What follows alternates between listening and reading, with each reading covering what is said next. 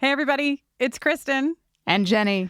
And we're here to tell you that nobody, and we mean nobody, messes with our boyfriends. That's canonically true.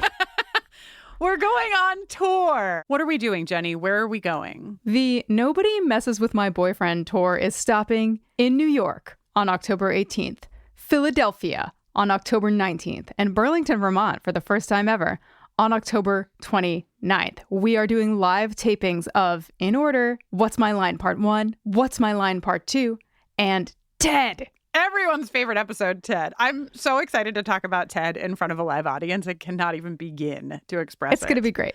You can find out all of the information you need to know at bufferingcast.com/live or check out our calendar where our events always live. Tickets go on sale for our patrons only tomorrow, Thursday, August 28th. And then on sale to the general public Friday, August 29th. So come on out, join us for some live tapings that will be a hoot and possibly a nanny. And, we'd love to see you try to mess with our boyfriends. Bufferingcast.com/live. You chose to hit play on this podcast today. Smart choice. Progressive loves to help people make smart choices. That's why they offer a tool called Auto Quote Explorer that allows you to compare your Progressive car insurance quote with rates from other companies. So you save time on the research and can enjoy savings when you choose the best rate for you. Give it a try after this episode at progressive.com. Progressive Casualty Insurance Company and Affiliates. Not available in all states or situations. Prices vary based on how you buy. Hello, Ripper. I thought I told you to leave town. You did. I didn't. Shop's lease is paid till the end of the month. Why did he call him Ripper? You should have left when I told you. Oh. Giles! You put these people in danger, the people I care about. If you cared so much about them, why didn't you leave town?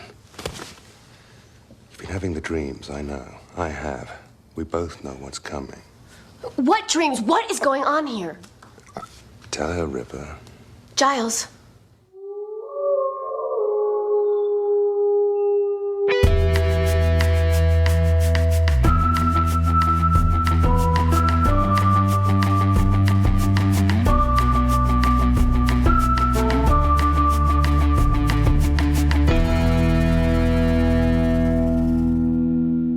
Hello and welcome back to Buffering the Vampire Slayer, once more with spoilers, a podcast where we are watching and discussing each and every episode of Buffy the Vampire Slayer for the second time, this time with spoilers.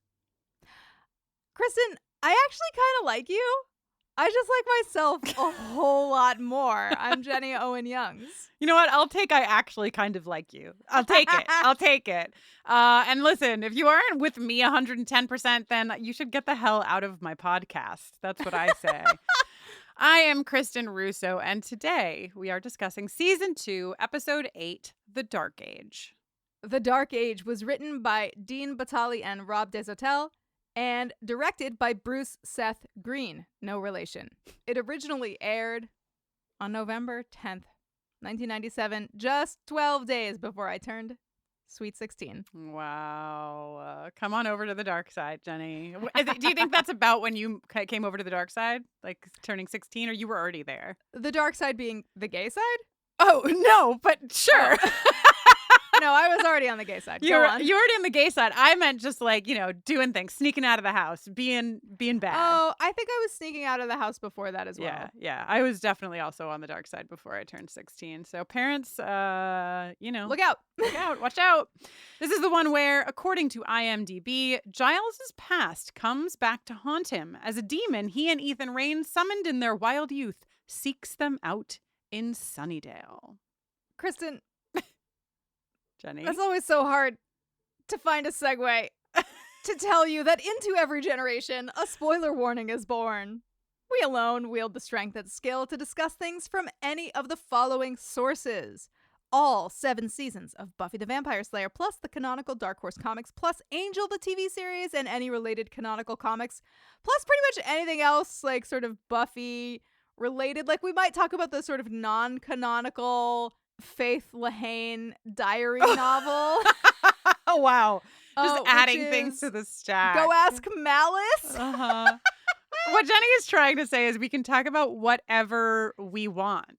And also anything that currently exists inside the Buffyverse. I guess that kind of covers it. And anything that may be announced or released as we go, including the pilot they just finished shooting not that long ago, like a month ago. It's probably edited and polished and hopefully receiving a full series order right now. Yeah, they're putting the VHS tape of it in an envelope and it says to Kristin and Jenny. The VHS tape. 1, 2, 3, good friend, best friend Lane. Exactly. And hey, if you're watching this show for the first time and you're not ready to be spoiled on any of that, we have you covered. You can listen to our spoiler-free coverage of this episode, which originally aired on March 8th, 2017. Just go back in the Buffering the Vampire Slayer feed and you can find it there and live a clean life free from spoilers. You know, that just really inspired me, Jenny. What I probably should start doing is throwing the link to our original coverage in the show notes for people. Pop it in the show notes, Kristen. So that they don't have to go looking. My life is just doing things so that others don't have to. You know what I mean? We're providing a service. It's true. And another service that we will be providing you, should you wish to have it, is that we wrote original songs for every episode of Buffy the Vampire Slayer. Yes, you heard that right. There is a song for every episode of Buffy the Vampire Slayer. And then some. And then some. And we'll play the song for the Dark Age at the end of the pod today. And then after that, Jenny and I will talk about recording that song, writing that song, etc.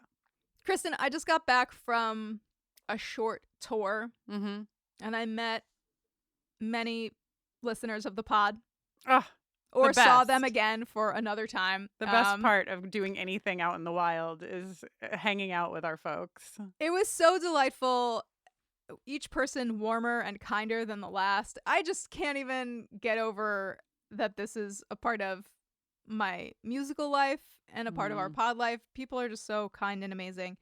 And I chatted with a lot of people who went out of their way to express how much they enjoy the little song chats at the end of the app, which makes me so happy. Are you going to tell folks what someone gifted you somewhere along the way? Because I think it's really important, actually. Yeah. In Decatur, Georgia, I received an incredible gift. I will be definitely putting a photo of this photo on our socials so people could see it for themselves with their own eyes.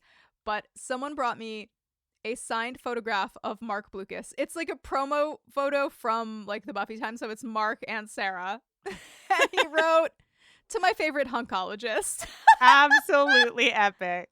And then he went on to sweetly say, "You guys were so lovely to me at a time when I wasn't sure I wanted to be doing Buffy stuff, and it was great talking with you, and good luck and take care." It was just the sweetest, what a fucking guy, Markiest message. What a guy! I can't believe it. I just love that man. I really do. He's just a good man and a great boyfriend. On great TV. boyfriend. Yeah, it's going to be really interesting to get back into the Riley years. We absolutely have to have Meredith Goldstein, relationship expert, on during season 4 or early season 5 so that we can really get in depth on Riley with someone who will now back him and who is a legitimate relationship Jenny, expert. Honest to God, by the time we get to season 4 again, I may be backing him. You know what I mean? I'm already getting close. Already getting close. So we'll see. We'll see what happens. Well, welcome back from tour, Jenny. I don't know how you did it. I kept thinking about you every day when I was barely making it through my days not on tour. How's she doing it? How is she possibly finding the energy to get her body all the way there, sing songs, sell merch, and then get her body all the way to the next play? Truly incredible. All of that happened, and I did pretty well. The hardest part, I think, was that I did not really sleep very well. I woke up it took me a long time to fall asleep every night. Yep. And I woke up all night long. Oh. And then I woke up too early in the morning. God, you should have just taken my child with you, and then I could have at least gotten sleep, you know? You two could have stayed up all night. Right. That would have been, I think, best for me and Sal. Yeah. One thing that really helped, aside from chatting with wonderful people at the merch table, one other thing that really helped me get through is that while I was in Nashville, I visited 2 important guitar stores. Fanny's House of Music, which is a woman-centering guitar shop. Oh, nice. That just rocks and always has like really cool stuff. And then Carter Vintage, which is a gigantic store with millions and millions of dollars worth of inventory of some of the coolest, rarest, oldest, nicest instruments you could imagine. And I played a couple $5,000 guitars that have now really been plaguing my thoughts and dreams. I can't stop thinking about them. Jenny, maybe we should sell one $5,000 ticket to each of our 3 October shows. Oh my God, then I could get 3 $5,000. Yeah, we sell all 3. I like that I get nothing. You just get 3 $5,000. You get the joy of your best friend having 3 amazing new guitars. Great, perfect. To write songs for the Buffy reboot podcast that we'll make. Jenny, you've given me, I think, a decent segue because you said that Fanny's shop of guitars or whatever is a like women-owned House of Music. Whatever. It's a women-owned, women-centric guitar shop. That's what you said, right?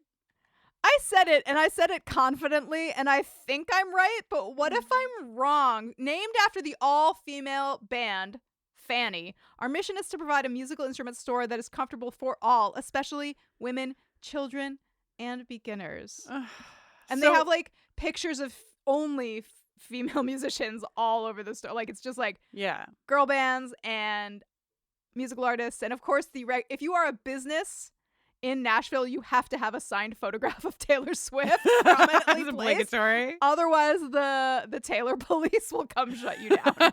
So, Jenny, have you seen the new Lilith Fair documentary? No, but where? Oh, it got served to me in my feed because Kathleen Edwards, who I love, contributed music to the soundtrack, but I have not seen it. Avanti and I just watched it last night, and there's many things I would like to say about it. I'm not going to say them all inside of this podcast about Buffy the Vampire Slayer, but it's fantastic. I loved it. You will love it, Jenny. It's wonderful. Avanti really loved it. She had like a whole emotional experience with it because as she's watching it, she was like, I feel like this is the experience I had. If you don't know, my wife worked on the touring side of the Boy Genius tour, the most recent Boy Genius tour, and she was like, this is kind of like what it felt like back in the throes of that tour. And at the end of the documentary, there's somebody that talks about being at one of those Boy Genius shows and sort of like how it felt like an echo of. So it's really emotional for Avanti because obviously she's been off the road as a new parent, blah, blah, blah, whatever. My point is that the whole documentary sort of opens up with like a few like TikToks and what have you of younger people saying like, did you even know that there was this thing called the Lilith Fair? Like, how did I not know about this? This is so epic and incredible. And then, the documentary obviously has footage from the 90s and of artists like, Sheryl Crow and Jewel and, on and on and on. But then current footage of them talking about their time. And it just watching, because I just rewatched the Dark Age this morning and sort of thinking about the theme of this episode, which is really like you as a teen looking at someone who is like in their fill in the blank, right? 40s, 50s, what have you, as like somebody who wore tweed diapers or like didn't know anything, is not going to identify with you. And then finding out that actually they lived a very similar existence as you, like things are different, blah, blah, blah. But like watching these young people just think like, oh my God, this is so cool. And then seeing Sarah McLachlan sitting in her house now, and thinking about if I was a teen and I just saw Sarah McLachlan as she is now walking through a store, I'd be like, oh, this is 16-year-old me. That's probably just some like mom who's like on her way to like blah, blah, blah. You know what I mean? Like I just would have thought like, that your life is so different than mine and that there was no connective tissue. And so to like see that all kind of put together, it's really powerful as obviously a person who went to the Lilith Fair and, was a part of that moment to watch. But to think about like their choice as like they made the documentary to start with that. The fact that there are just so many people who have no idea that the Lilith Fair even existed or that it was there. And that when they find out, they're like, this is the coolest shit ever. Are you kidding me? Like, why didn't anybody tell us that this happened? It just was very powerful. And so the theme today in this episode is you know, reminiscent of that, or like an echo of that, of we do some cool shit and you know, if you're Giles, some bad shit when we're young. And then as the new generation comes up, they're like, oh, you're just old. You don't know anything. It makes me think of that line. Oh my gosh, I'm just getting goosebumps just thinking about it. There's a line in West Side Story where Officer Krupke, I think, you corralling corralling some sharks. I believe this is the setting, and he says, you know, when I was your age, and then one of the sharks, one of the jets. It's the jets. It's the jets. One of the jets is like, you were never my age. my you know, this person was my age, this person was my age, this person was my age, but you were never my age, because they are at such odds that there's sort of like no way. Also, I feel like when you're younger, it's much harder. I mean, because you haven't been there yet. Yeah. It's impossible to imagine, you know, the truth of being twice your age or whatever. It's hard to imagine shopping at Kohl's, you know, but then there you are. But then you are. Then there you are. You're finding out, picking up a Pokeball ceramic bank and smashing it on the floor as hard as he can. Oh, I know. You know, he's so quick. He's so fucking quick. God. Okay, I promise we're going to get into the episode. Yes. But I think both you and I have children who are very quick. Right now, my child is so quick at throwing spoons that anytime she eats anything, we have like 12 spoons at the ready. Because I catch like one out of every 2 spoons that she throws. Oh, wow. This is actually a karmic return for you, because I used to regularly when I was reading the A Song of Ice and Fire books for the first time, I would be reading them, and Kristin would just grab one out of my hand and throw it across the room. Oh God! If you want, and you know what's really sick and twisted? You know what's really sick and twisted? Yes, I do, but you should tell them. I'm gonna tell them. Many years later, in a whole new marriage, my wife Jess does the exact same thing. With previous knowledge. Somehow this is like this incredible tether suspended between the two of you. Your type is people who understand good fucking comedy. There's nothing funnier. I'm telling you, there's nothing funnier than taking really a big ass tome out of a book Jenny's that I'm reading hands. ripped out of my hands and hucked across the room. All right, big thoughts on the Dark Age. Obviously, this is a massive Giles lore drop. We're getting a lot of information about Rupert Giles. Dad, backstory, character expansion, nickname reveal to the Scoobies.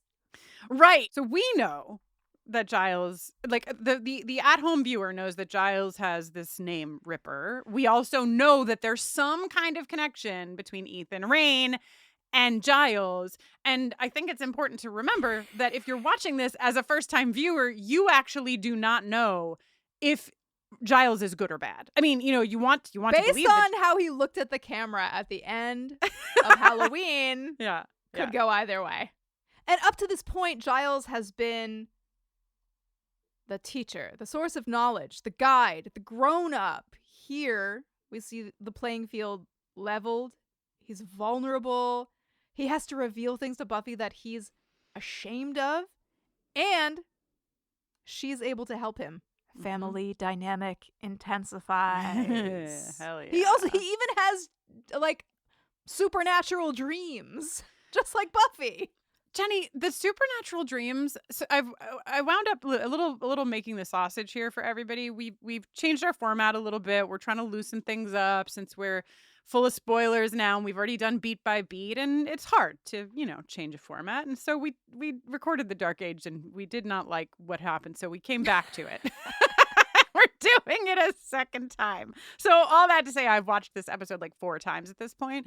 And something that I realized about these visions, these like flash visions of Giles in the 70s, The visions that he has towards the end, they actually make him collapse on the floor of his home. And I'm just like, what is happening? Like, these aren't just dreams that he's having when he falls asleep. They're like overtaking him, which we don't really get an answer to that. But I don't think we see visions this powerful until Cordelia Chase in the television series Angel. Yeah.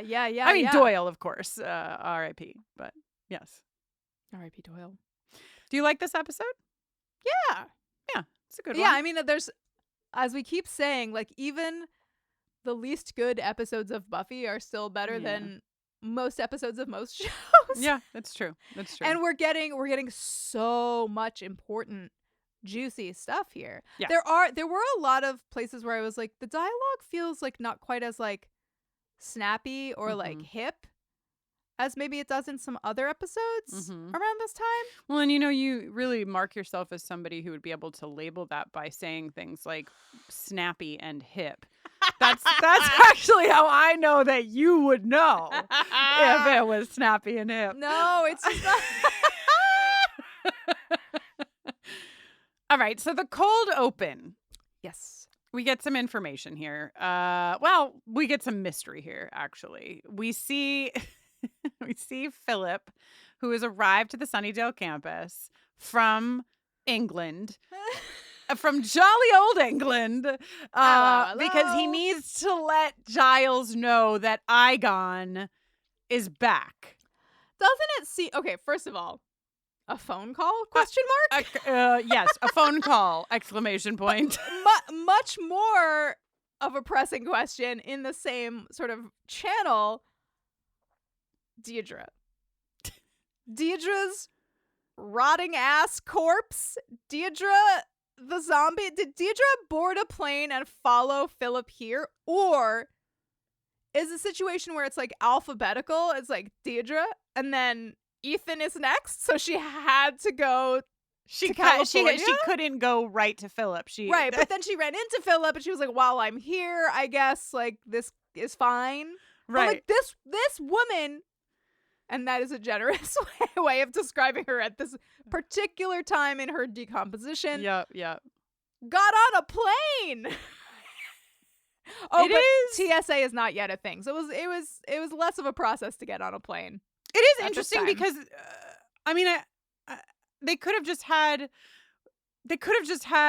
Diedre or Philip possessed by Eyghon and take the trip over to the U.S. where Ethan and Giles were. Like, they didn't necessarily have to give us this Diedre to Philip thing. It is probably the easier way as a writer to sort of illustrate what happens when Eyghon transfers. Yeah. You liquefy in an incredibly visually stunning way.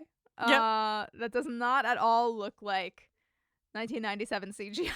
Yeah. Jenny, you and I had the same note for this because Diedre, corpseified Diedre is like marching after Philip very slowly. She's a corpse, okay? She does have a demon inside of her, but she's literally... Well, I guess she's like, yeah, she is a corpse, right? She's just a corpse. puppeted Diedre's corpse. Dead. Yeah. So Philip, instead of just running, I mean, he has all of now Sunnydale's not big, but it's big enough to run. He just stays at the door to the school, sort of banging and screaming for help. And Diedre just says, "No, I'm gonna choke you and I'm kill gonna you." slowly approach and then slowly choke. And she's like, Philip, thinner. I guess like technically Eyghon is like Philip. Anyway, Giles is inside and cannot hear the cries of his school friend Philip or the weird snarling noises of his school friend Diedre because Buffy is doing step aerobics in the library. Jenny, as the resident musician, do you have any opinions on this? This is a beat that we hit at the open and the close. That Giles thinks that Buffy's music is not music at all. It needs to have notes, he says, to be considered music. You know, what I would say is it's not for me. And that is very diplomatic and fair, right? You don't get to say what art is and what art isn't, but Right. It's not for me to say. But the Giles Buffy music bit is just one. There's a lot of beats in the whole episode that kind of say Buffy is young and hip and Giles is old and whatever, not hip. And so music is one of those avenues. Mm-hmm. All right. The first act of this beautiful episode of television. I just want to really give myself credit for how I've set the scene here, because I've written, Jenny, that Giles is dreaming of snorting lines of Eyghon, and I just am proud of myself. So you hate it? Yeah, what do you think about these? Like, they feel sort of like found footage flashback montage-ish? Yeah. Time to go to sleep. I don't know if time to go to sleep really captures the sort of like youthful rebellion and like the danger, the power, the passion, the danger. Yeah, I mean, they're fine. I don't know. They give us that it was the 60s, 70s, like they do that with the sunglasses and the tinted all that stuff. But like, I think it would have maybe been a little bit more effective if there were some like meaningful flashbacks, you know, even if they were very quick, like if it was a little more like we were there instead Giles of playing bass. Yeah. Ethan just slowly holding Giles's hand. You know what I'm saying? Like, whoa. Just a little bit of this and a little bit of that. Meanwhile, at Sunnydale, they're not having dreams, but they are playing a game called Anywhere But Here, which seems to be where you'd rather be when you're not in school. Mm-hmm. It's it seems like they're talking about their fantasies, but they've named it a game called Anywhere But Here. Buffy's fantasy seems like a very bold choice for a teen girl. He's massaging my feet. Yeah. It's when I was a teenage girl, I definitely didn't think about now. Now, wow, I'd love a foot massage. I would love. I feel like nothing more, only, just a foot massage, please. Not only is that at the top of that's not at the top of your list. I feel like when you're a teen, you also I feel like are way more likely to be like, I don't want a hot boy to ever like touch my feet. Yeah, a hot boy. Gavin Rossdale was definitely not allowed to know that I had feet at this point in time. Exactly. You know? Yeah. Jenny, other things that are going to happen. Jenny Calendar and Giles and all of their flirting. This episode is going to do what so many episodes of Buffy does. Set us up to knock us down. So let's innocently get set up with Giles and Jenny Calendar in the high school hallways flirting off the charts. The charts broke. This is simply none of the business of the student body. Jenny Calendar begins by saying England. She's calling Giles Morning, England. England. Okay? That's a lot. She also has absolutely no awareness of personal space. She stands so close to him and her face is just like gravitating toward. They're just like inches between them. Yeah. Inches. Yeah. And she's all like, walk me to class. And also, Willow says, are you ready, Kristen? This is upsetting. Yeah, I don't think I was ready for this. Willow says the passion about Giles and Jenny. Does that feel like for those of you listening at home, Jenny just looked very sadly directly into camera. Yeah, I don't like that. We should probably give you the sound clip here. That this is what happens in the hallways before they kiss at school. Oh, thank you so much for loaning me the Forrester book. It's wonderful. I'm glad you enjoyed it. God, it was so romantic, so evocative. That edition was my father's. I must have read it 20 times. Yeah, you know how you have to dog-ear your favorite pages so you can go back to them?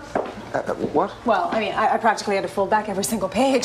So finally, I just started underlining all the pages I really wanted to discuss. Underlined? But then, of course, I spilled coffee all over it. I can't even read it. It's the first edition. I'm lying, Rupert. The book's fine. I just love to see you squirm. So I trust I gave good squirm. Did anyone ever tell you you're kind of a fuddy-duddy? Nobody ever seems to tell me anything else. Did anyone ever tell you you're kind of a sexy fuddy-duddy? No, actually, that part usually gets left out. I can't imagine why. this weekend. Would you like to go out? No, I think I'd like to stay in. Jenny is covering her whole face with her hand except for one eyeball. Okay, and you think it's like all reached its peak. And then after this, Jenny says, "See if I can make you squirm," to Giles. Okay? Okay. This is a lot. This is very heated. And you know what? It's the show. The name of the show is Buffy the Vampire Slayer, which means that what we're going to get at the end is like a great sex scene where nothing bad happens after. So I'm so glad. Yeah, famously, nothing bad ever happens on this show, actually. The way that Giles says underlined in that sound clip, underlined. And like that alone, I'm going to make that my ringtone for something. You know what I mean? It's just, whew. This is your reminder that we have a pin in our store that says Randy for Giles on it in case you too are losing your absolute mind about this man. Indeed. All right. Before we talk about this whole blood bag delivery situation, designed for two reasons, I think. I'll talk about them when we get there. Let's talk about Detective Winslow showing up at school, right? Giles has to learn that Philip has died and he's going to go ID the body. I just want to take a minute to say this is Carlise Burke. I think this is how you say her name. She fucking rocks. She's one of these actors who's been in everything forever. If you feel like you recognize her, you do. And I just like wish we don't get cops a lot in Buffy, but I do wish that the decision had been made to like give us, you know how in the show Angel we get Kate, and like Kate is sort of like, I just wish that we got like one cop or like somebody that was recurring, and I would really have loved for it to be, I mean, she's a detective, but I would have loved to see more of Detective Winslow. I would love to see, you know, we get somewhere along the line here, we get the knowledge that the Sunnydale Police Department is kind of in on things with the mayor and with Principal Snyder and what have you. But I would have loved to see a character on that. It's very interesting. Like, what are they doing? What is the end game here? Is it some of the, anyway. I think I've just been married to Avanti for long enough to want a little bit of cop show in all of my television. Indeed. Okay, so we have some morgue questions. We had one, and then I had a second one, Jenny. My first question is there a direction that you put somebody into the fridge? Like, right, because I know from an Encyclopedia Brown book that I read as a child that when you're doing ambulance loading, you do head first, feet towards the door.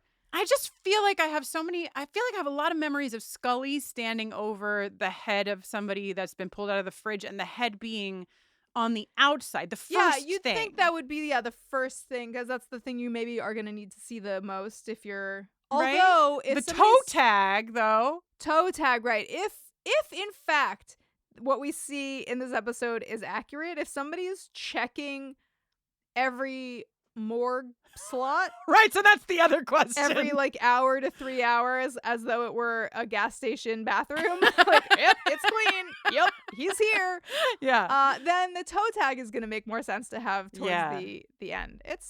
We just don't know, and we need to know. So could you please, beautiful morgue employees in our listenership, could you let us know the answer to our questions? Please. Now, look at this tattoo on Philip Henry that he got 20 plus years ago. It looks as fresh as though he got it yesterday. Do we think that's because it's a demonic tattoo, so it naturally stays fresh for, sort of supernatural reasons? Or do we think it's just because somebody put this on with Sharpie? It looks like Sharpie tattoos I would give myself as a teen. Yeah, maybe when Eyghon goes into your body, your Eyghon tattoo like levels up. Like it's just a regular tattoo till Eyghon is in there. No, Kristen, because later when we see Ethan Rayne with his sleeves rolled all the way up, his tattoo is fresh as the day it was made, and he has not been entered by Eyghonified. In the recent past. He hasn't got Eyghon. No. Okay. Yeah. So then I guess, you know what, Philip maybe on the plane over was just in his thoughts and he was going over his tattoo with Sharpie. And you think Ethan is doing the same thing because it's on his mind. Yeah. Ethan is always fucking coloring shit in on his body. Okay. Please. Shout out to Cordelia. Why does everyone always yell my name? Amazing. I feel like Charisma Carpenter has a like a beat in this scene with Detective Winslow that really underlines like why we love Cordelia. She says something like, you know, I know how to take a hint, and then she like pauses for a second and she's like, what's the hint?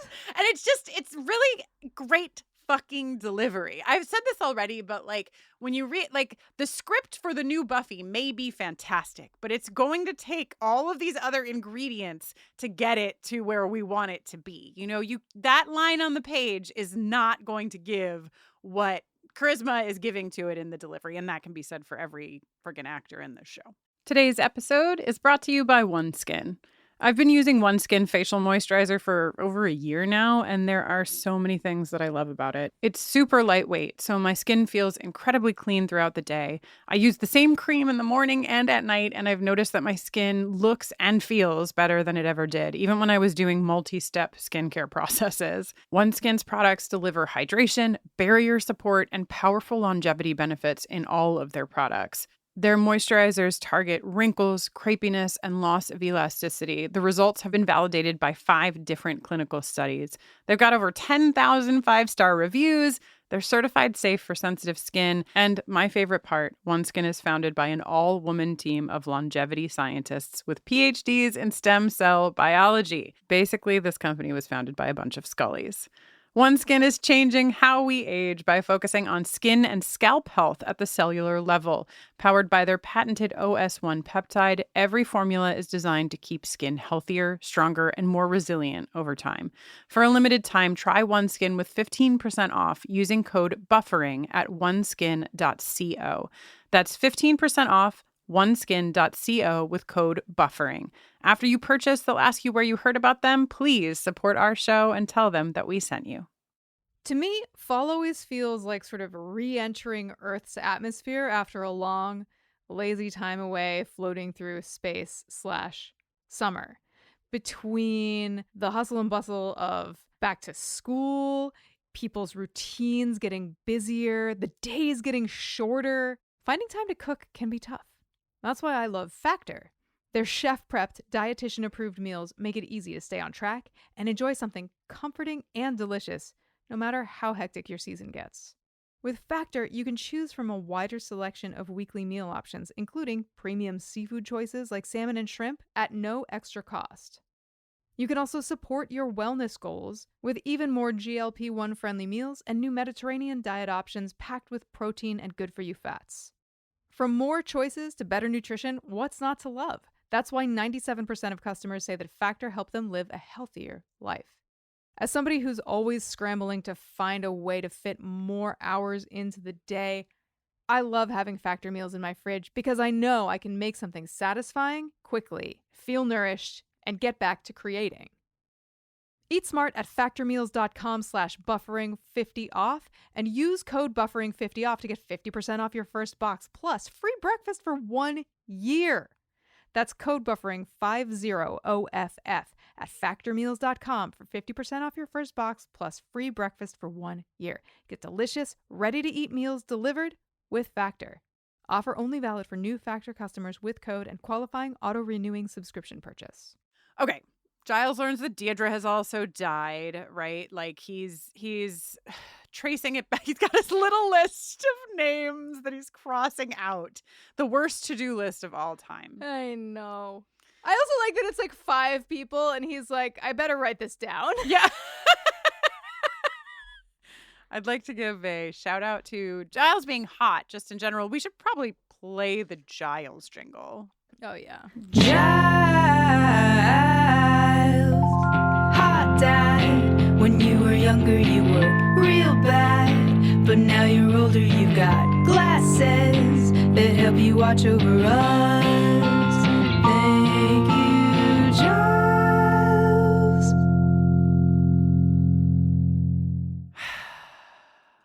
on that note, I would like to give a shout out to the gorgeous door that goes into Giles's apartment. It's made out of some kind of beautiful metal. I would like to give a shout out to Giles drinking scotch when Looks great. distressed. Oh, yeah. Absolutely hot.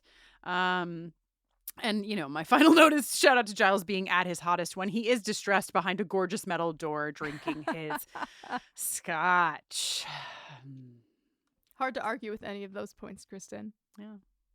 So he's obviously devastated. He learns that Diedre has died. So this is 3 really, because if we take Eyghon all the way back to the beginning of Giles's interactions with Eyghon, Randall died in the 70s or whatever. Right. When they were still young. Right. So Diedre now and Philip have also died, leaving only the 2 boyfriends behind, Ripper and Rayne. Yes. The detective spinoff that should have been. So this is why Giles misses. Are you just cackling at the detective spinoff? I'm thinking about one time when I was on tour with friend of the pod, HEEEEERE, and we took a back-to-back photo, and we were Jess took it for us, and we were looking at it cracking up, and Rishi was just like, I'm Rizzoli, she's Isles. And I feel like Giles and Ethan Rayne would have similar energy. Yeah. You being Giles, of course, and Rishi being wow, yes. Yeah. I mean, in that iteration where Rishi is saying who you both are, he had very much Ethan Rayne energy in that story. Yeah. I'm just gonna just go a little bit farther down the rope ladder and tell you that one time also on that tour, we were in separate cars because his wife had flown in and they were driving separately, but after the show we all went to Taco Bell and then ate in the parking lot with one of us parked forward facing and one of us parked backwards facing so that we could line our windows up and be facing each other while eating in the parking lot.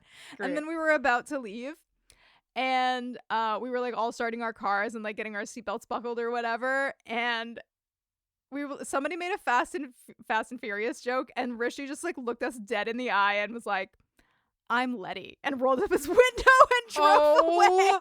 My God. He's bless Rishi. He's an icon. He really is a legend and an icon. Everyone should be so lucky as to have their lives touched by the I want to say golden finger of HEEEEERE, but that sounds this is exactly when I need my this is exactly when I need my shepherd's crook sound effect. I know. All right, so Giles being hot and distressed causes him to miss the blood delivery at the hospital. We should take a minute for this. So whatever, blood gets delivered to the hospital because people need blood, but also vampires need blood. So they're going to go to the hospital because vampires will probably show up to get the blood from the hospital. Only the bad vampires get blood from the hospital.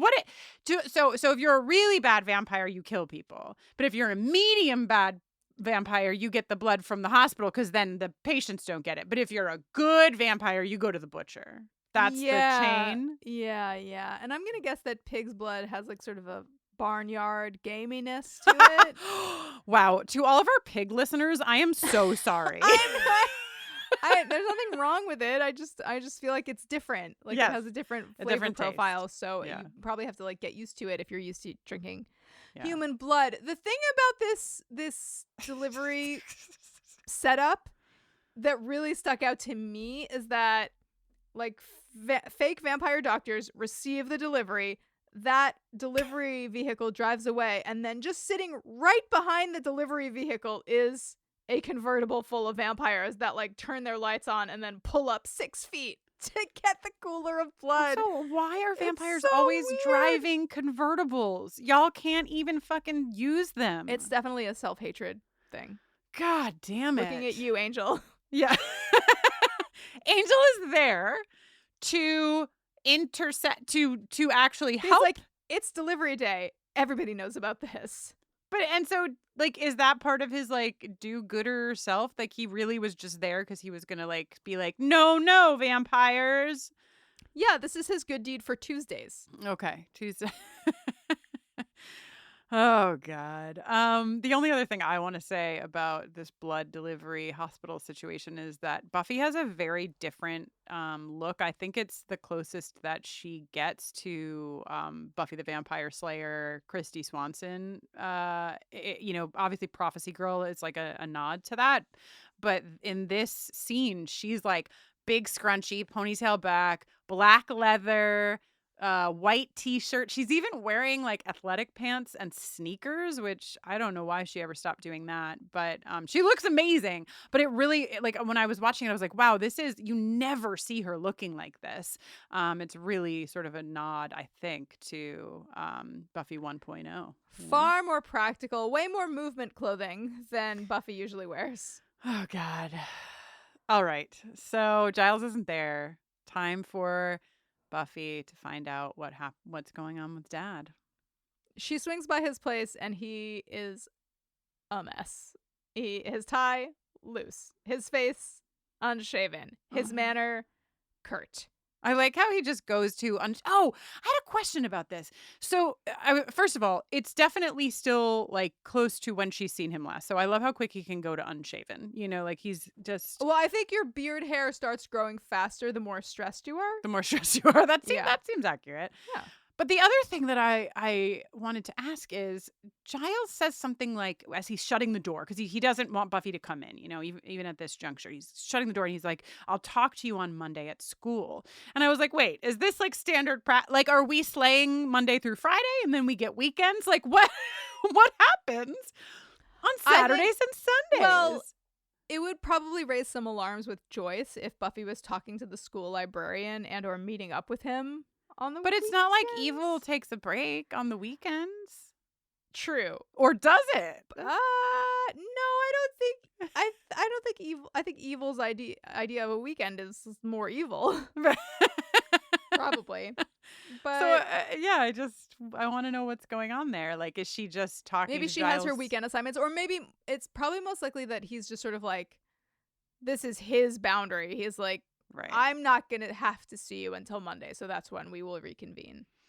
Work-life boundaries are sexy, Giles, but this doesn't seem like it falls in that domain. Correct. All right, we're doing Sunnydale Breakfast Club in this episode. The Jenny calendar is... School on Saturday! Jenny calendar is bringing in students who are doing poorly in computer class. Willow's gonna help her.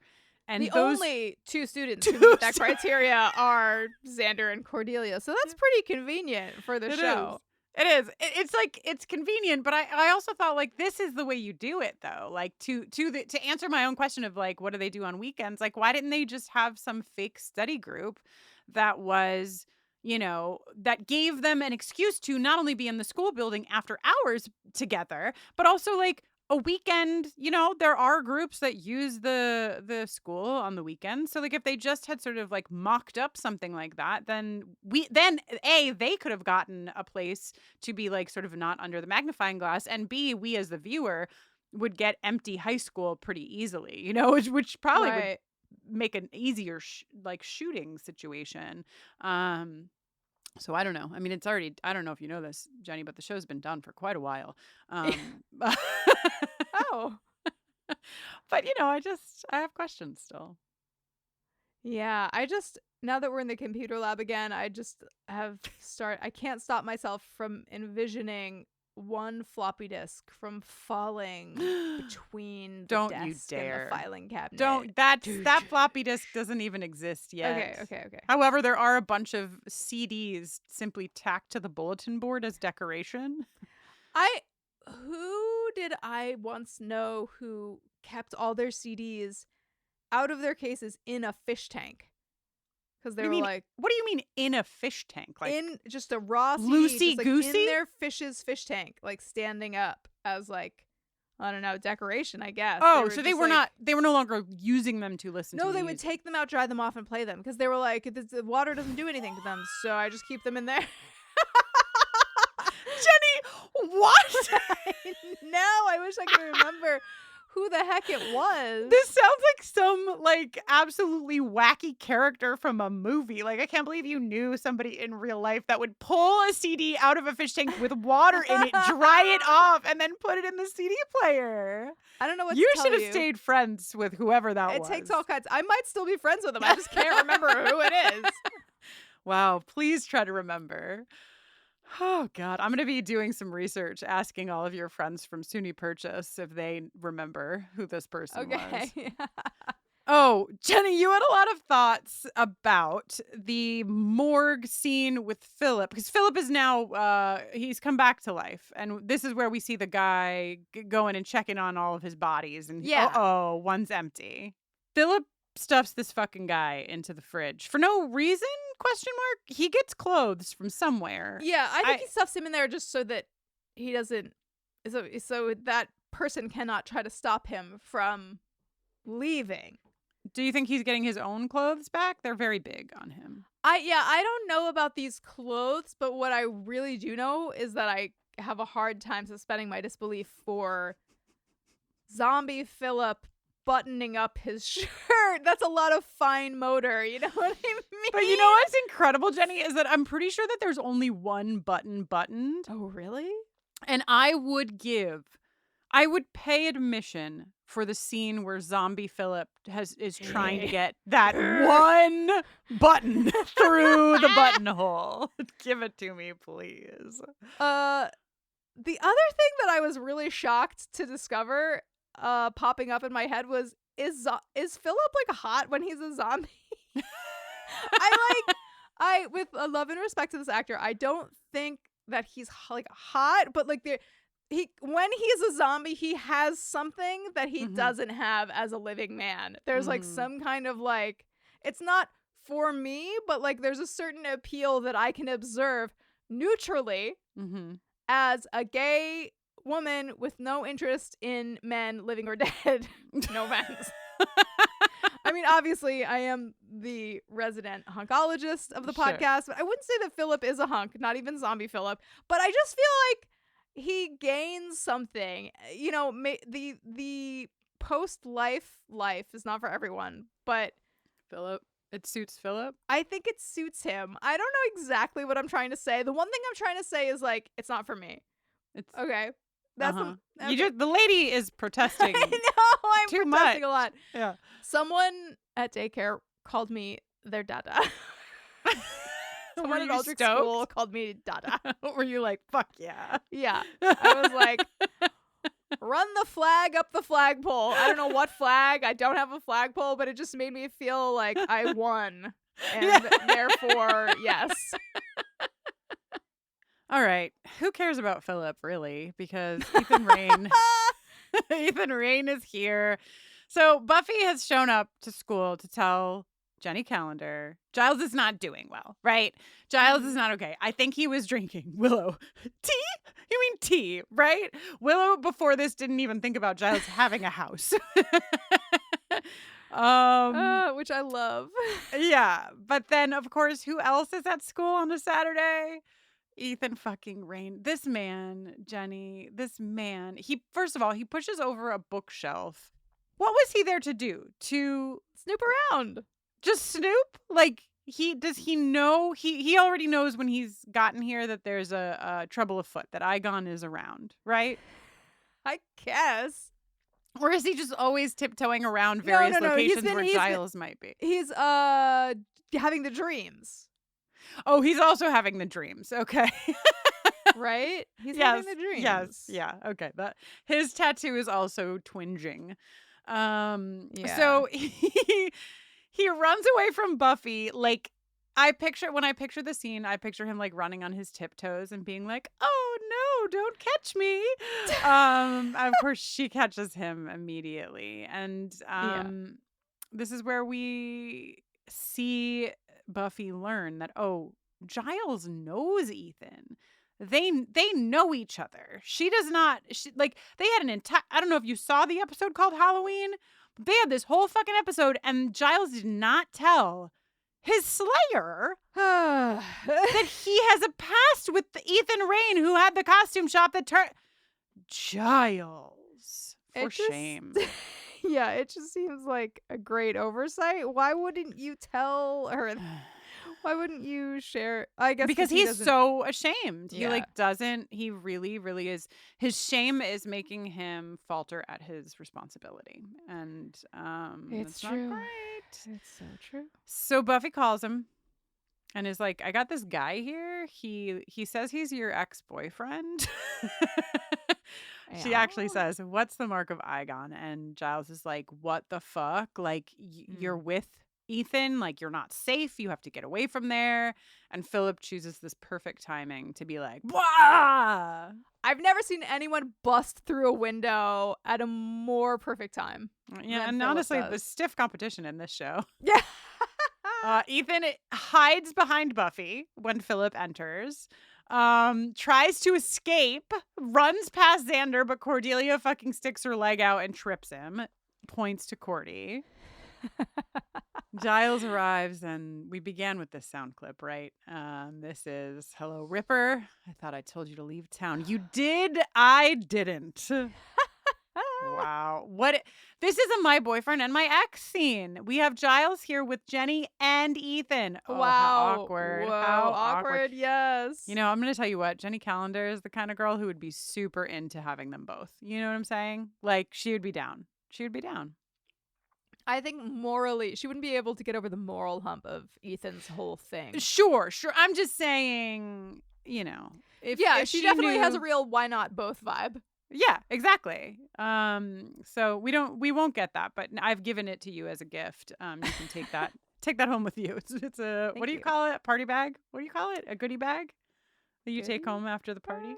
Goodie bag. Okay, so we all know what happens.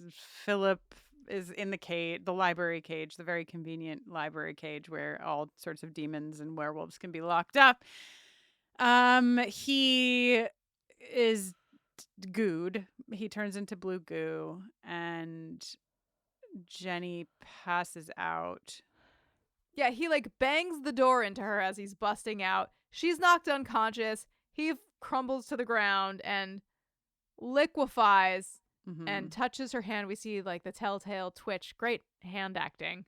Yeah, good job, by Robia. Robia here. Wow. And I have a question and I have a statement. First of all, to our neurologist listenership, I think, how hard of a bonk do you need on your head to be rendered unconscious? I want to know, is it severely unrealistic, the amount of knockings unconscious that occur in this show? Or is it realistic? And then also, my statement, no offense, but if my beloved had been knocked out by a zombie who then liquefied, and I'm right there crouching over her as the ooze oozes its way to her prone, outstretched hand, I personally am prioritizing not letting the goo touch her.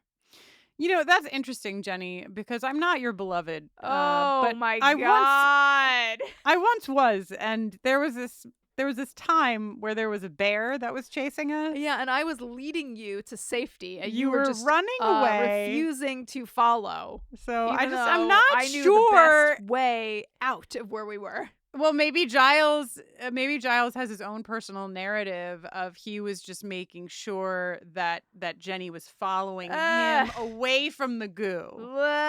Anyway. So Jenny got Jenny-goned.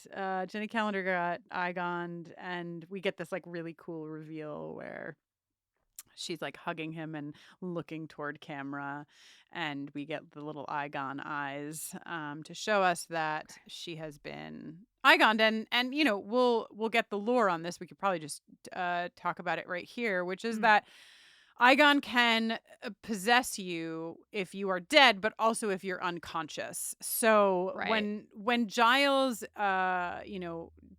we sort of get this like double moment in the show where Willow and Cordelia and Xander are in the library learning about this as Giles is telling Buffy about this. And so the Eyghon lore is that, they would, when they were teens, one of them would go into a deep sleep, which I don't know if that was like a drugged sleep or if they would like make themselves pass out, which is a thing that definitely my friends did. But when that person was unconscious, they would call Eyghon and get this like very incredible high from it, etc. So now Eyghon is like, where was Eyghon between Randall and Diedre? Like, what happened to Eyghon that he said, you know what, today's the Now's fucking the day? time.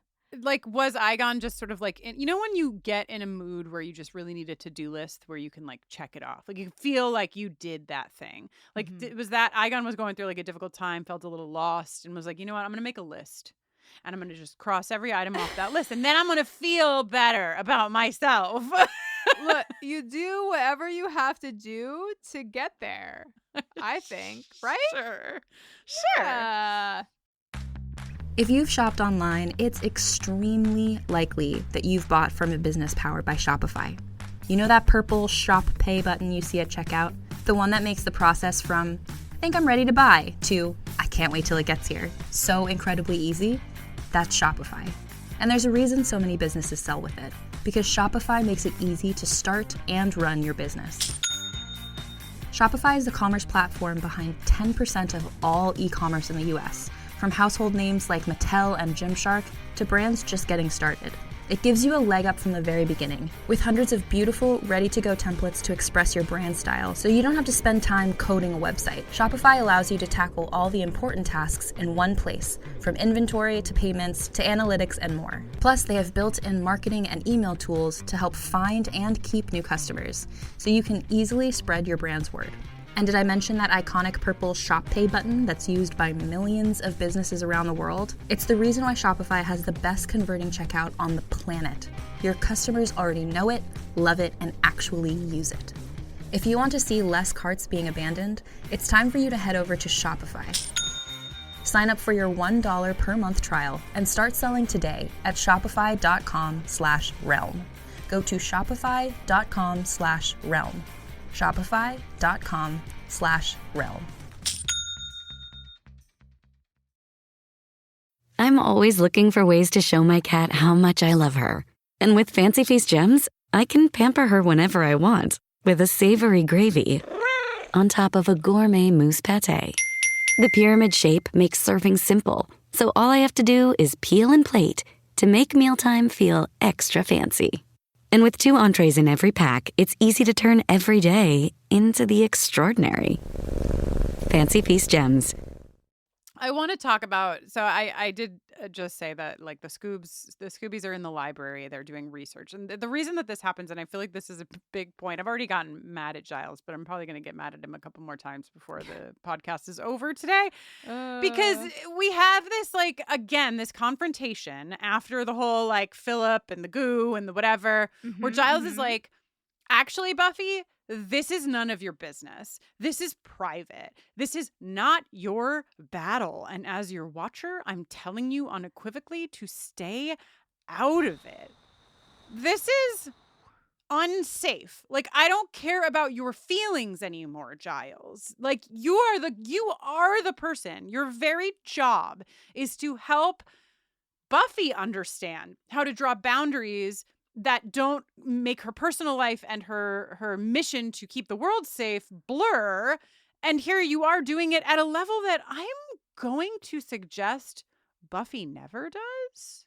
I'm not sure I'm right, but like it's very unsafe. And I think it's a very honest representation of what shame can do and like, you know, whatever. But I just am very upset with Giles. We all make mistakes. And then we learn and grow. That's true. Except for you, Johnny. Well, yeah, no, except for me, of course. Sorry. When I say we all, I just mean everyone else. I just mean you, Kristin. So anyway, this is what leaves Buffy to be like, okay, well, fuck that. Like, as soon as Giles leaves, she's like, obviously we're going to work. And so everybody left hits the books and they're researching. And that's how they sort of uncover all of that lore that I just talked about. Yes, lore. Also called the Sleepwalker. I love that. chilling. I would like to posit that 2 other very important things happen in the library Oh, yeah? in this episode of television. And what are One they? is the picture that they find of Giles. This is, in case you do not know, Anthony Stewart's head was photoshopped onto a photo of Sid Vicious.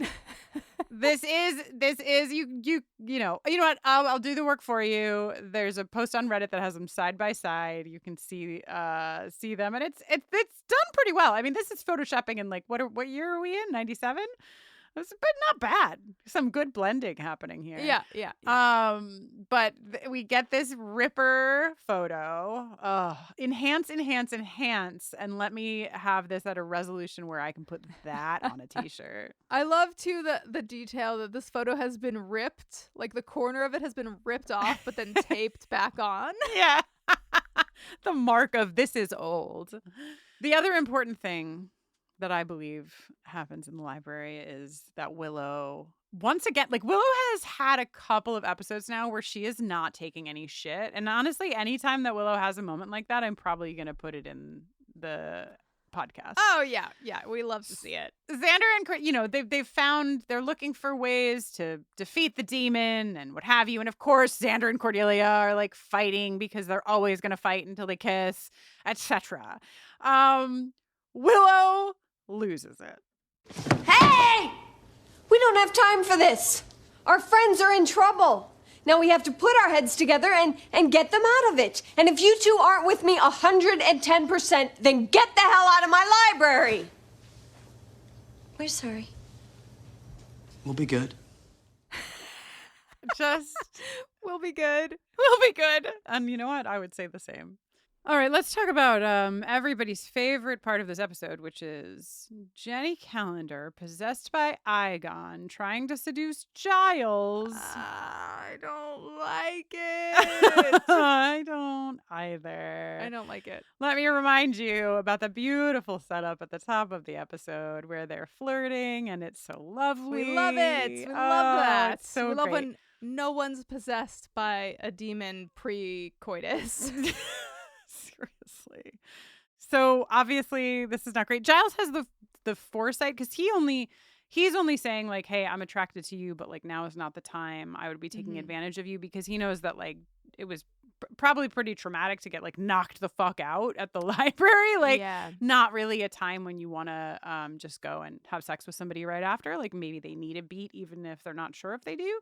Yeah. But he's more accurate than he realizes, because clearly Jenny Calendar has no say over what's happening to her body right now. So thank goodness. Jenny Gun, as I think we're calling her. Eyghon, is like tries to seduce Giles for like 3 seconds before losing her shit. You're like a woman, Ripper. You cry at every funeral. You never had the strength for me.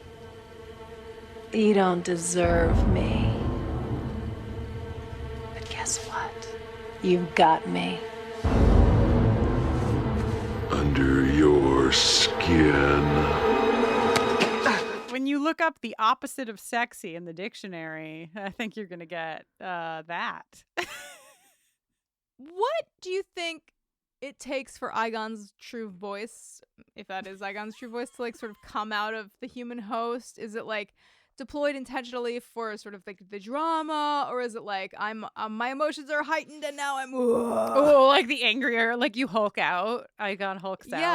Yeah. I don't know. I wanted to say that I think it is like, for drama, because I do think that Eyghon is dramatic, but I also think like we see like Jenny Calendar is kind of, she's like, it's really unfortunate because Diedre is just decayed corpse.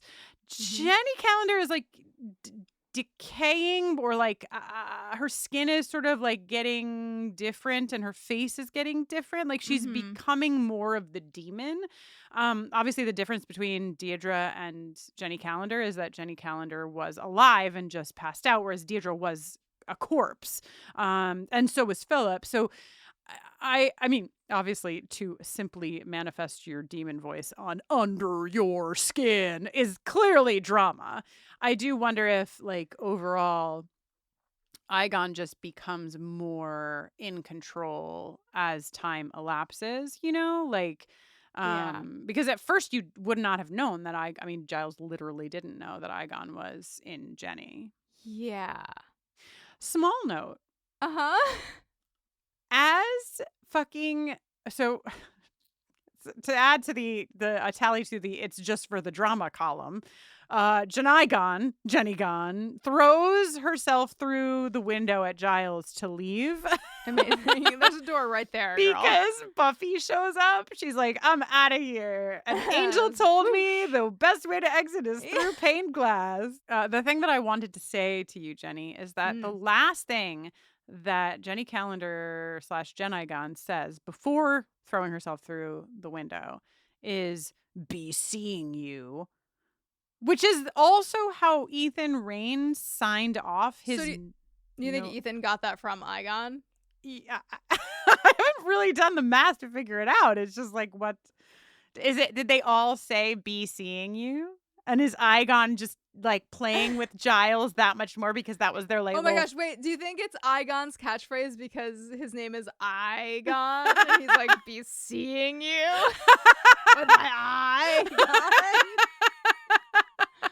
Oh man! And then it just caught on with his acolytes. Maybe. Let's go with that.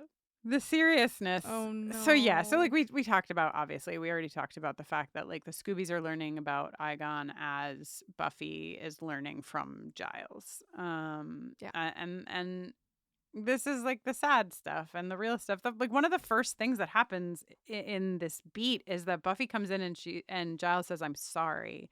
Yeah. And she says, don't be sorry, be Giles. Yeah. Which I feel like is like, you know, in this, I already talked about like the realizing that adults are human beings, like that moment.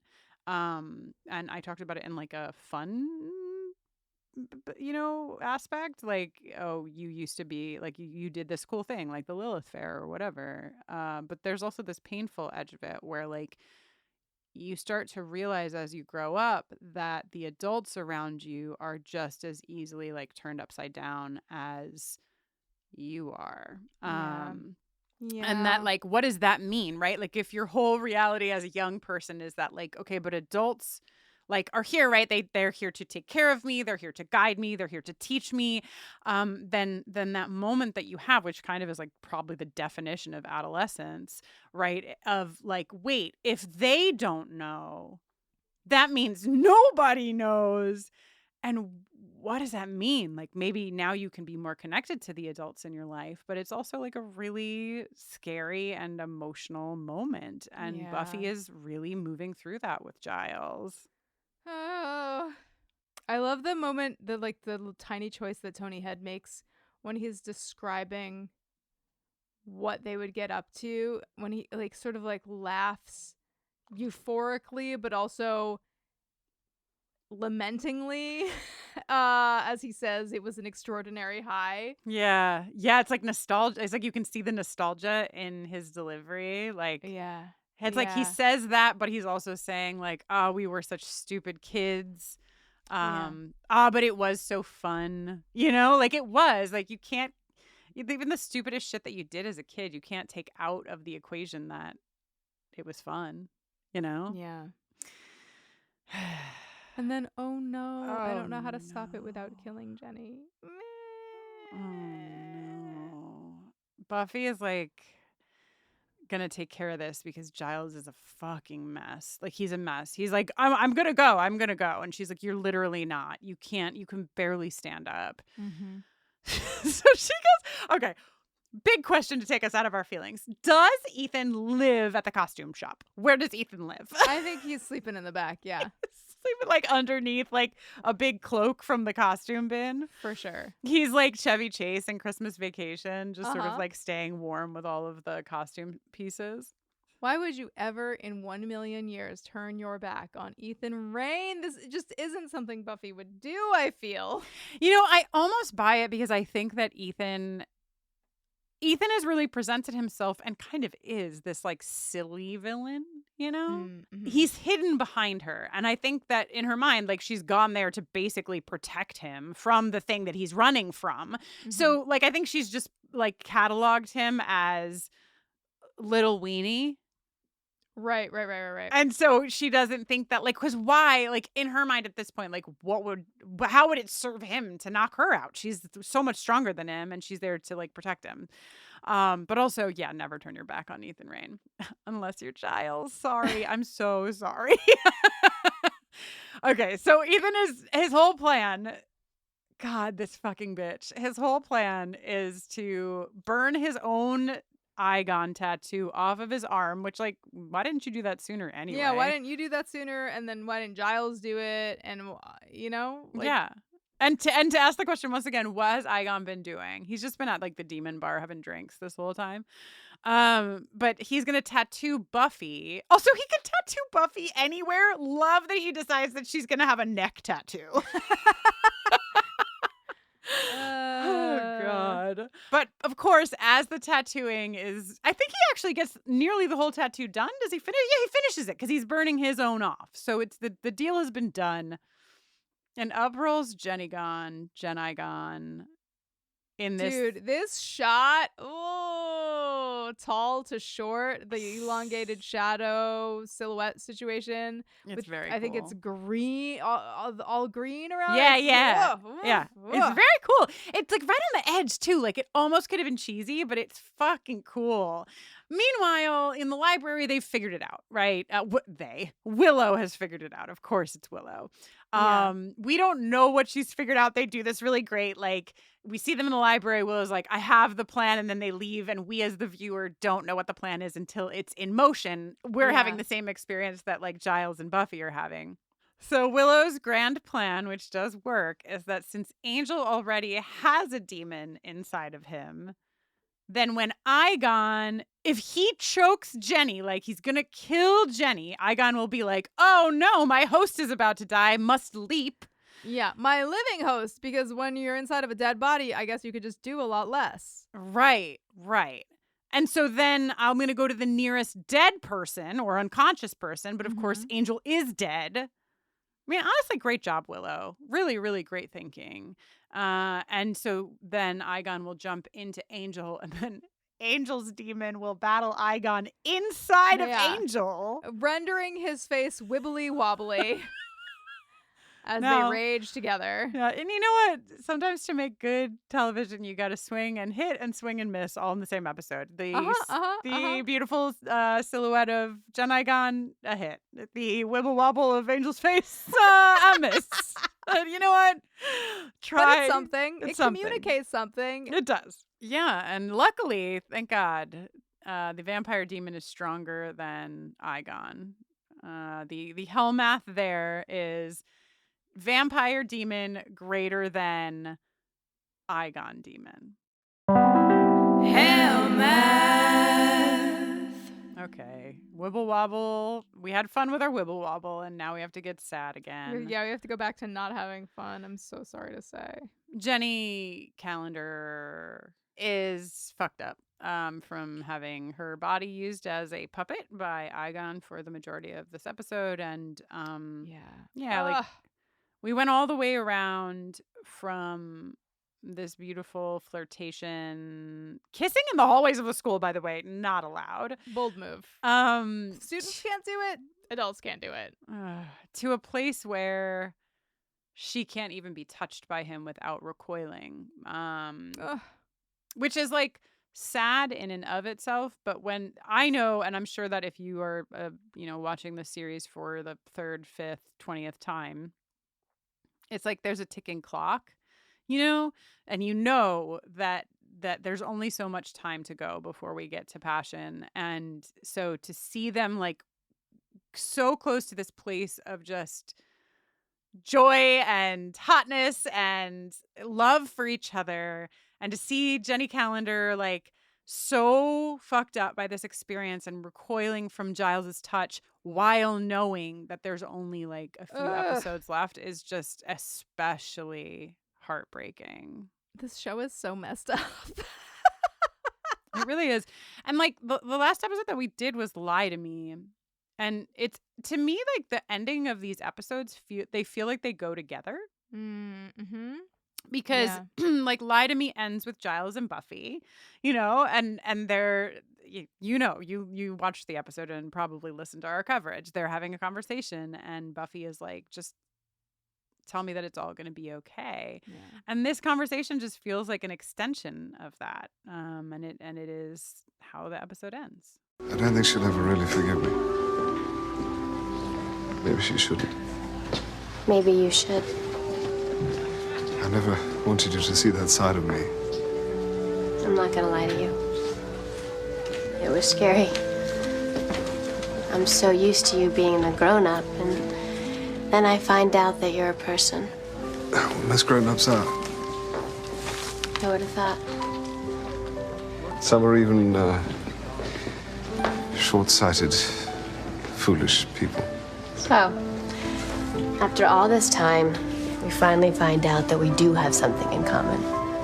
Which, apart from being a little weird, is kind of okay.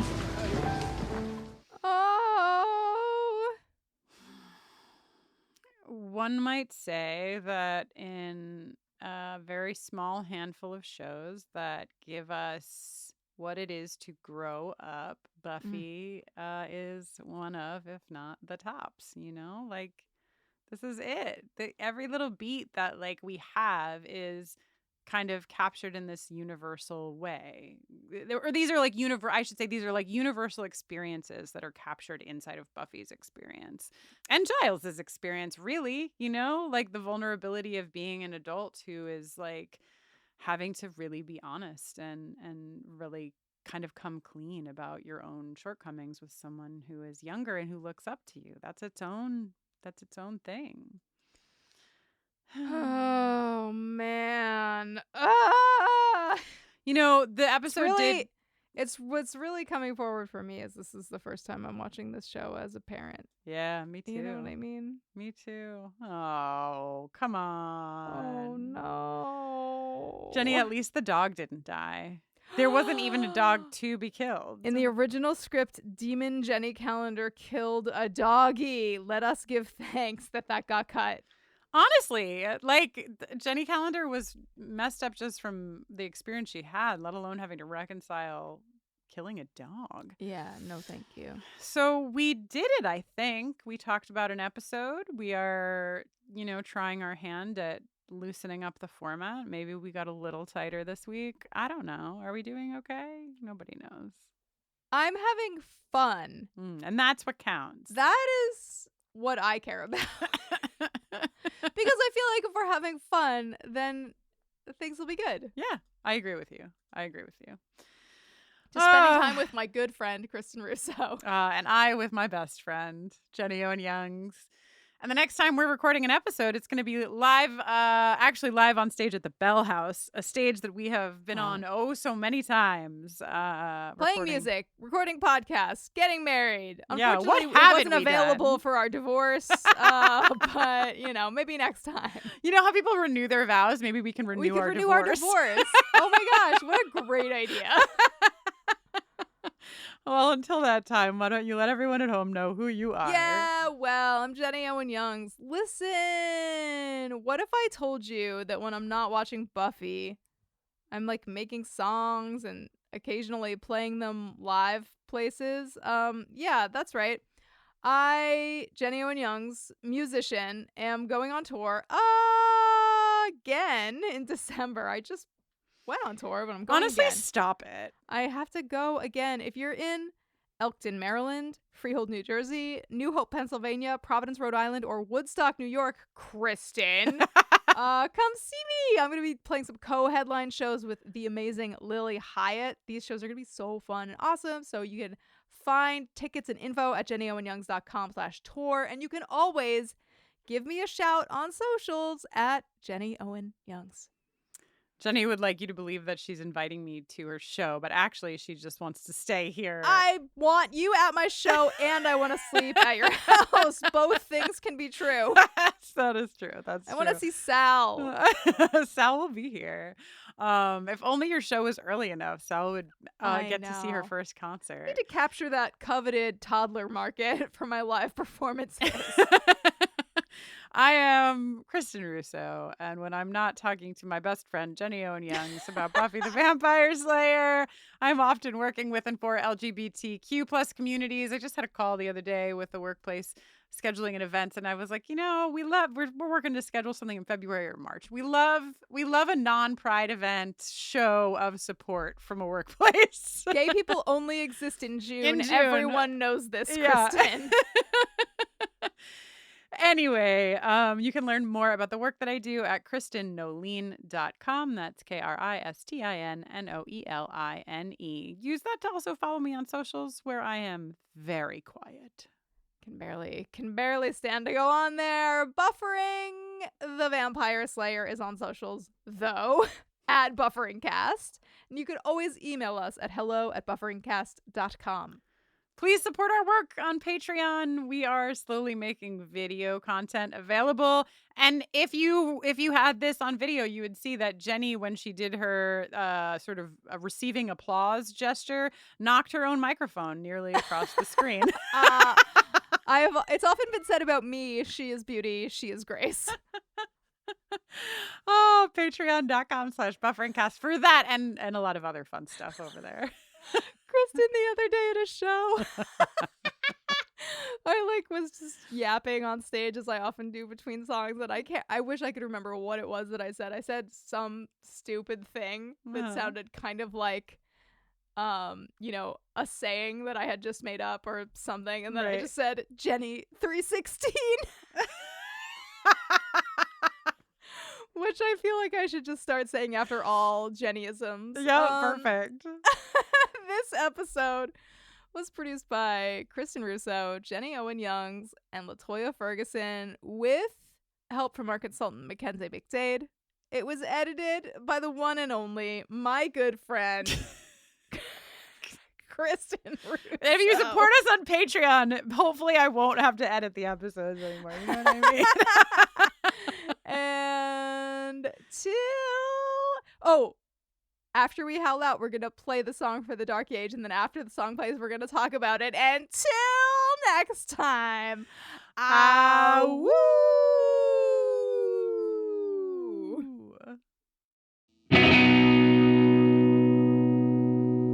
Never knew that you got into passing out for demon ritual when you were closer to my age. Now these youthful indiscretions surfacing in fearful remnants, making all your old friends turn into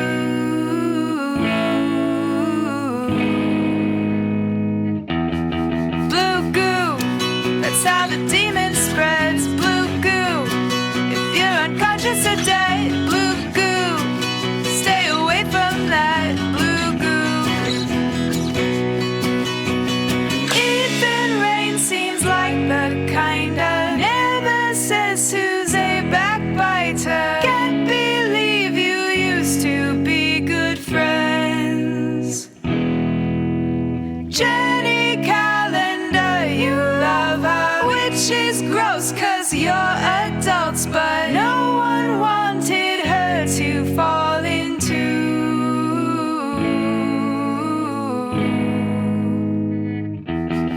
blue goo. That's how the demon spreads. Blue goo. If you're unconscious or dead, blue goo. Stay away from that blue goo. My pals are really smart, and also my boyfriend is in possession of a useful demon. You said to go away, that you would handle it. Lucky for you, I'm no good at listening. And it turns out we got an actual awful lot of stuff in common, and we need each other, Giles. Blue goo was how the demons spread. Blue But now that demon is dead, blue goo. We saved the whole world from blue goo except Philip and Diedre. Except Philip and Diedre. Wow, I did not remember that that's how it ended. Wow. That's like the only blue goo and then except Philip and Diedre were the only things I remembered about this song. But wow, this is such a fun little song. I have a few things I want to just like say out the gate. Note for myself, those hand claps at the end really need to be behind the beat, and they are not. Those are anxious hand claps. And what else? What else? I feel like the verses, that sort of like da da da da da da da da da da da da, and I'm tracking every other line so that they can kind of overlap. That was definitely I was definitely thinking about two English bands. Let me make sure I'm right about that. Not the Sex Pistols at all. I never had a Sex Pistols phase, but I was thinking about the Zombies and the Kinks, two English bands that are cool. Also, kind of sounds like that is what this episode is about. Jen Eyghon was like a Sex Pistol and Zombies and it was kinks. A zombie and a kink. Yeah, or just like what it's all everything that's going on in this app. The choice of the word backbiter, I was like, I'm gonna Google this. I'm sure I already did this, but I just want to make sure this means what I think it means to somebody who like will say stuff about you behind your back. But it feels like when it comes to Giles and Ethan Rayne, could mean there could be an entendre at play.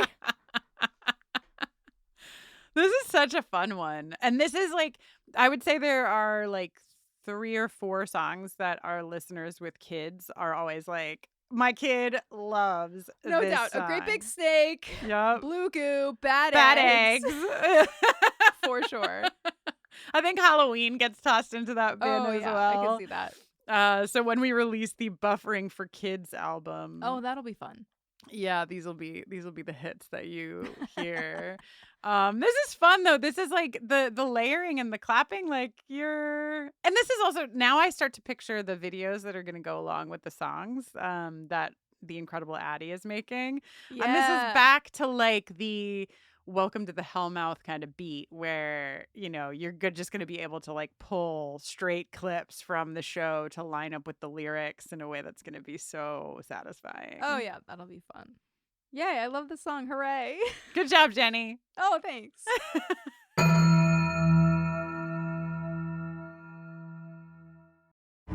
When they were young, the 5 members of an elite commando group nicknamed the Stone Wolves raged against the oppressive rule of the Craterakian Empire, which occupies and dominates most of the galaxy's inhabited planets.